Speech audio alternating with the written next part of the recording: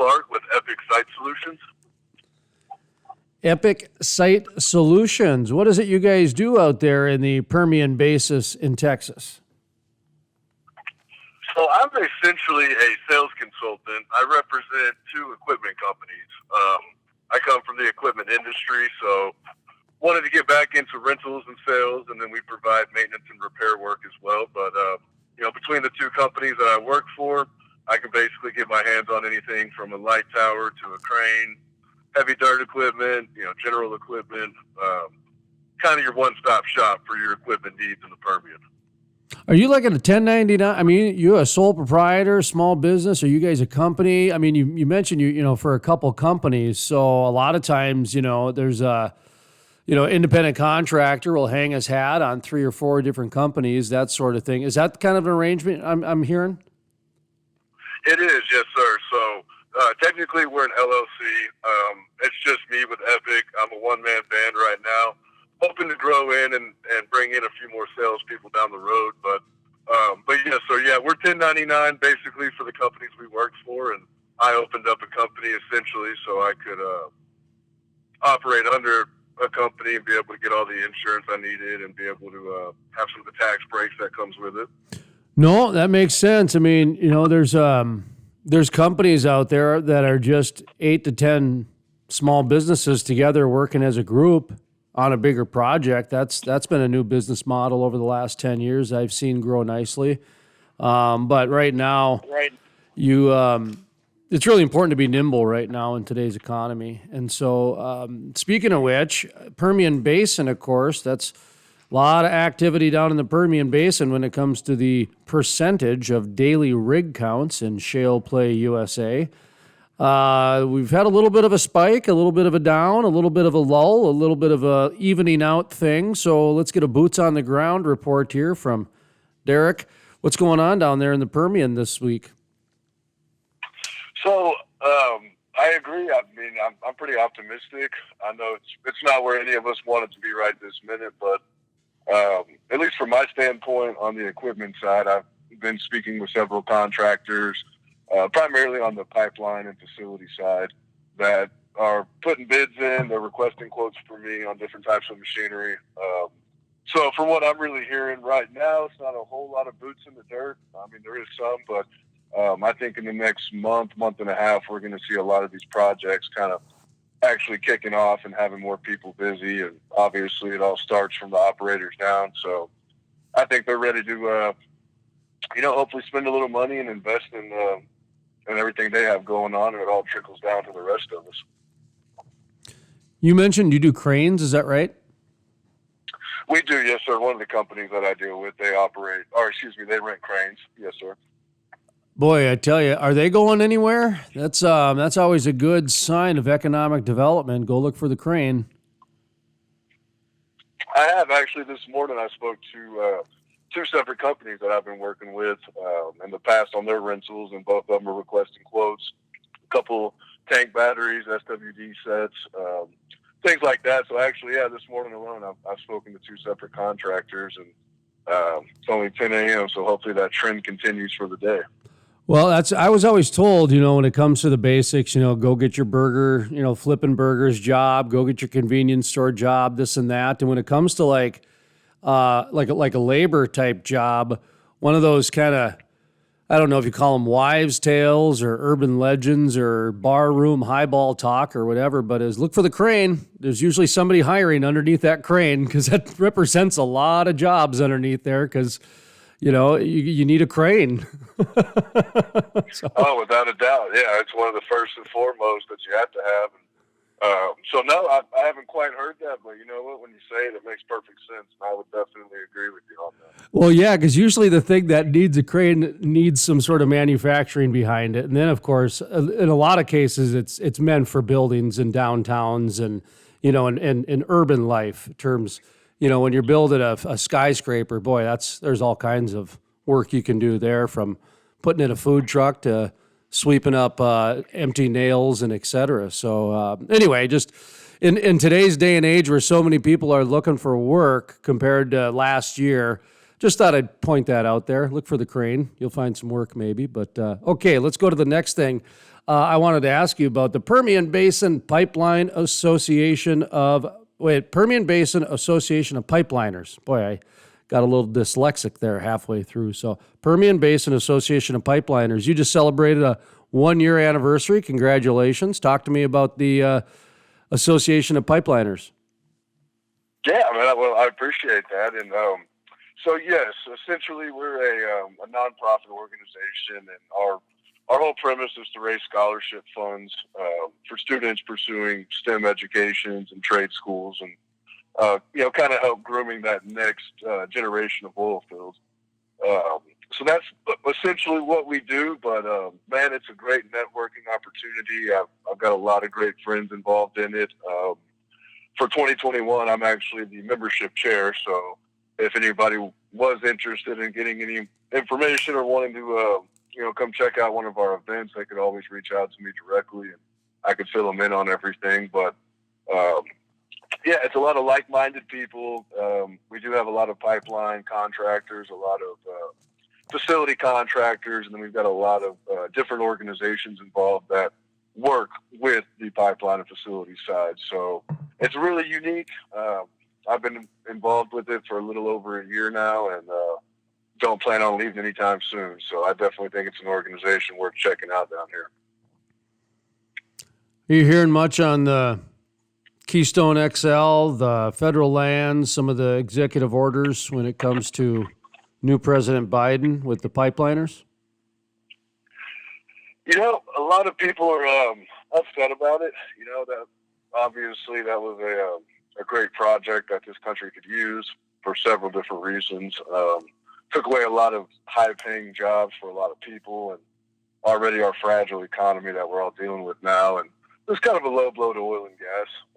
So I think really it's more pissed off than anything. A lot of people in this industry that I've dealt with and that I deal with and work with are, become friends over the years. And oil field is a very prideful industry.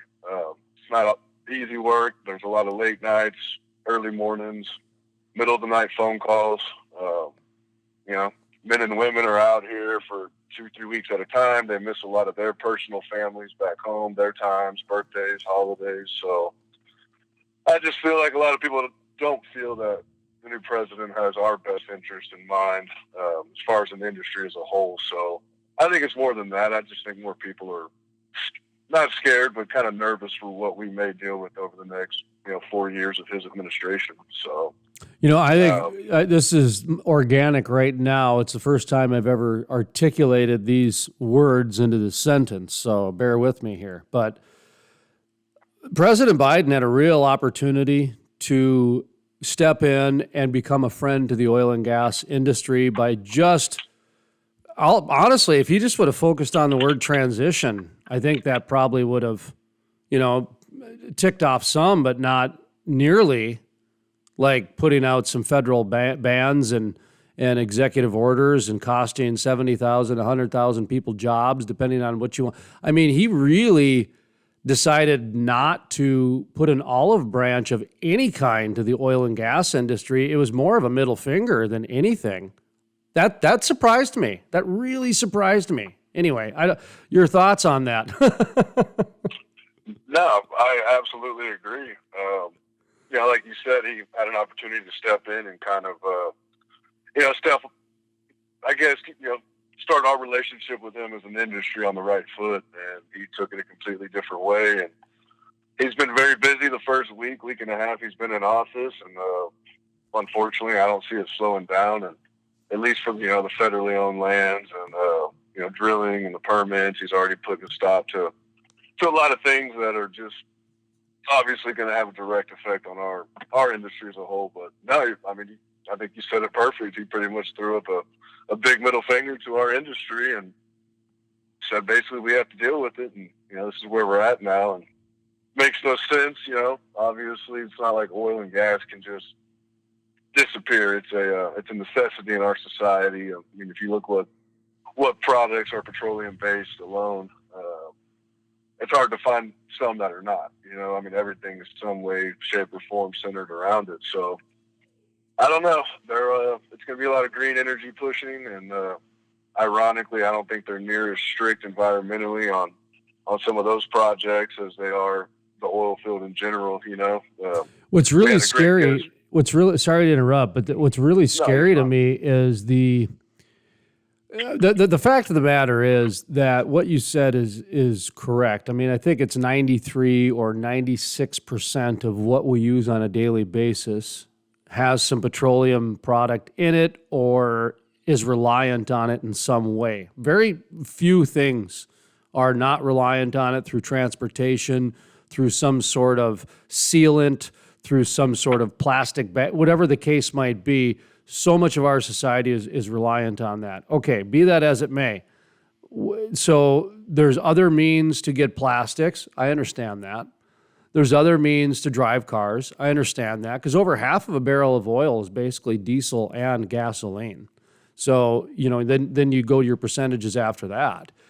But in order to get those vehicles, you need quite a bit of petroleum products. In order to power those vehicles, you need quite a bit of petroleum products, even though they're electric. So that part is going to actually iron itself out in the marketplace. And when people start paying 5 to 6 to 7 times for their heat, and they start realizing that this whole electric car thing is costing much more than they ever thought, they're gonna get upset. But that's going to be a 5-year kick the can down the line.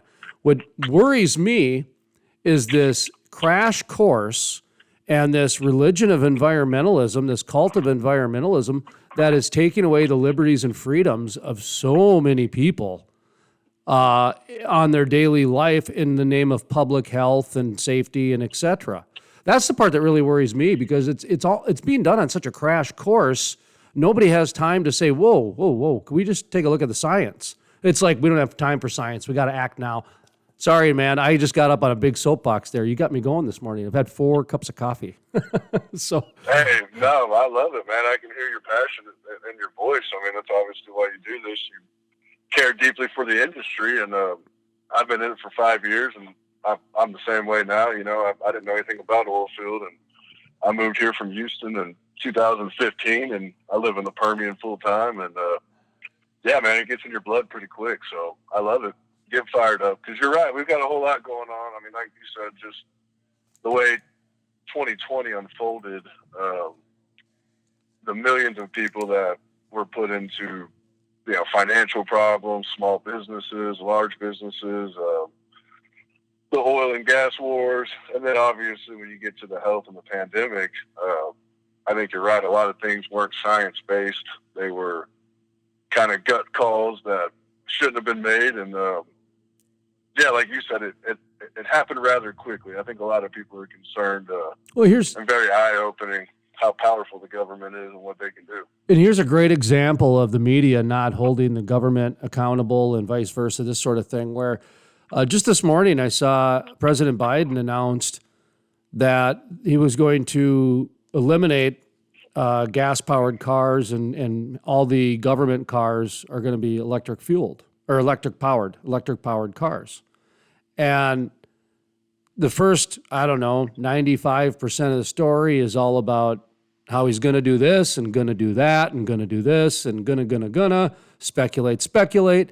And like the last sentence, there was no more than 15 words in this sentence or paragraph that said he had no plan. That they don't know when the timeline is going to do. They don't know how they're going to do it, but he said he's going to do it. So how is the media says, I'm going to do 99% of a positive story about a planet of platitudes and some good old, feel-good stuff, when the story, if you're a true media person, if you're being sterile, is president wants to eliminate gas-powered cars, has no plan. The story is that he has no plan, that he's just coming out with feel-good, heartfelt platitudes. It's just amazed me where the media these days just cannot seem to hold these people accountable to say, the story is really, they don't have a plan. That's really the story. And so I don't know. I don't know what your thought is on that, but. No, you're 100%. I think this election has shown the bias in the media and how powerful social media is and how it can be swayed one way or another by these conglomerate companies, these mega rock star companies that own most of our social medias that we all are guilty of interacting on every day. So yeah, the bias in the media, I mean, I hate to say it, I think most people now it's very eye-opening to see how many people don't really trust the media and speculate that most of the news that we do get has a hidden agenda behind it. And you're right, they're not holding very many people accountable. And so no, I mean, I think you hit the nail on the head. I wish I had more to support what you were saying. I mean, I agree with it 100%. Well, I was just going to say, and you're one of the reasons why we're able to do what we're doing, because we thank you for coming on here, because what you're offering is actually expert advice, expert opinions, because we're asking you about boots on the ground. What's your observation down in the Permian? Because that's where you're at. I don't have some representative out of Houston telling me what's going on in the Permian. I have somebody from Houston telling me what's going on in Houston, but that's the difference between like the Crude life and say all the national news. The national news, what they do is they say, oh, we're going to talk about oil and gas, so we're going to bring on Jimbo Jones from the right and Sally Ann Sloppernager from the left. And these people, they go to their talking points and that's it. And they don't have like any sort of context. So that's why we love it when guys like you can come on, because you offer context. That's why people listen to this program, is because the people talk about things that they know about. I mean, when you're offering your opinion about things that affect you on a day-to-day basis. I mean, for crying out loud, you're the marketing director for the Pipeline Association down there, I got to get the right name, the Permian Basin Association of Pipeliners. There's a few of them, so I don't want to piss anybody off. So, but you understand what I mean, to where we're staying within the wheelhouse of what you know. I'm not asking you anything about frack chemistry or anything like that. No, you know about cranes. All right, we'll talk about cranes a little bit. So, but anyway, I wanted to ask you that because I'm no chemistry major by any means, so I'm glad we're steering clear of those conversations. Yeah, but you understand what I mean, to where there's so many experts out there that that nobody's ever heard of, but they're experts because they do this stuff on a day-to-day basis, and the Crude life is all about those people. We love those people. I mean, we don't mind getting the rock stars on from time to time, but hey, man, our people are the people living the Crude life day to day. And that's why we wanted to bring you on here for the main event right now, the cook-off and Weld-Off. Is that still happening?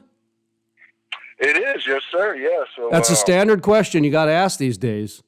It is, unfortunately. And we had to, get creative with our venue for it because we plan on continuing our events.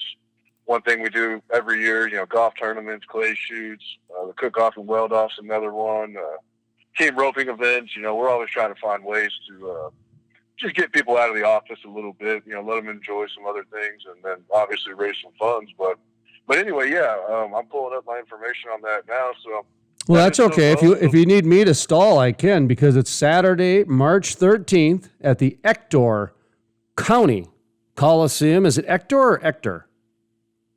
Ector, yes, sir. Okay. Yes, sir, Ector. So we've got that still going on. We just announced it last week, actually, and we seem to be getting a lot of hits. A lot of people are interested in setting up teams, obviously interested in doing the Weld-Off. And one thing I know about welders and one thing I know about cook-off teams is they all like to brag about who's the best. So I think it's going to be a fun event that day. We're going to have a lot of people out there.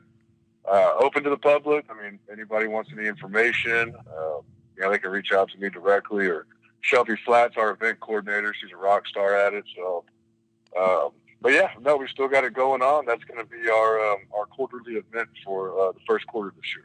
Well, as a 7-time MC of the Bakken Barbecue, I can tell you that the welders, they always come prepared with something unusual, because all they need is a half a day in the shop.